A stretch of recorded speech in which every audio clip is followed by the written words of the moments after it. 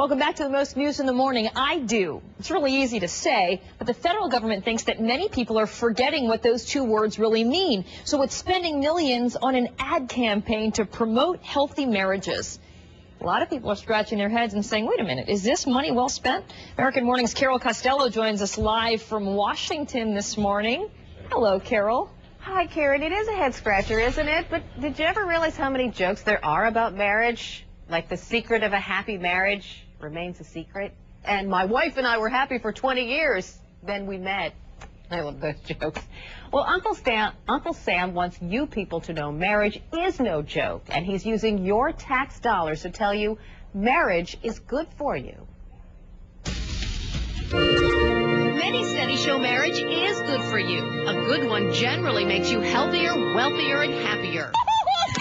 But if you take a look at Hollywood, marriage is war, even before the I-do's. Your wedding can suck it. In the movie Bride Wars, two young women vie not for love and a happy marriage, but for the perfect wedding. Some say that's a terrible message sent at a time when more young people than ever are rejecting marriage. Federal statistics show 7.1 marriages per 1,000 people in 2008. That's down from 10 per 1,000 people in 1986. And the government wants to reverse that trend. Young people in the United States are somewhat confused about marriage.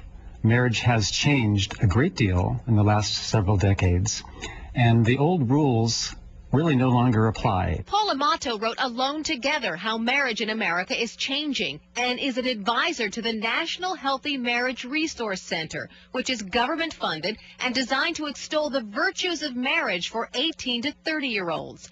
It means $5 million of your tax dollars will pay for pro-marriage ads on YouTube and MySpace, and a website called twoofus.org, designed to get a conversation going about what marriage is. It's an initiative that was born in the Bush era. Marriage is critical to the well-being of families. And one that will be launched by the Department of Health and Human Services, even though President Obama has yet to name someone to run HHS.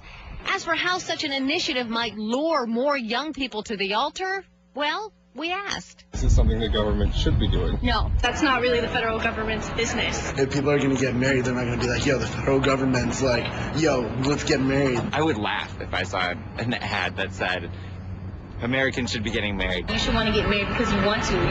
You don't need someone to teach you the value of Okay, marriage. well, it's not like they telling you get married, you know what I'm saying? They just like, you know, shed light on the values behind it. It's a conversation starter, that's for sure. Paul Amato, the marriage researcher I talked with, says promoting the virtues of marriage is important. He says divorce costs us $100 billion a year for things like family court and aid for single mothers. Marriage, a good marriage, generally means you're happier and more likely to accumulate wealth. But it'll cost you $5 million in tax money to get that message out there, Karen.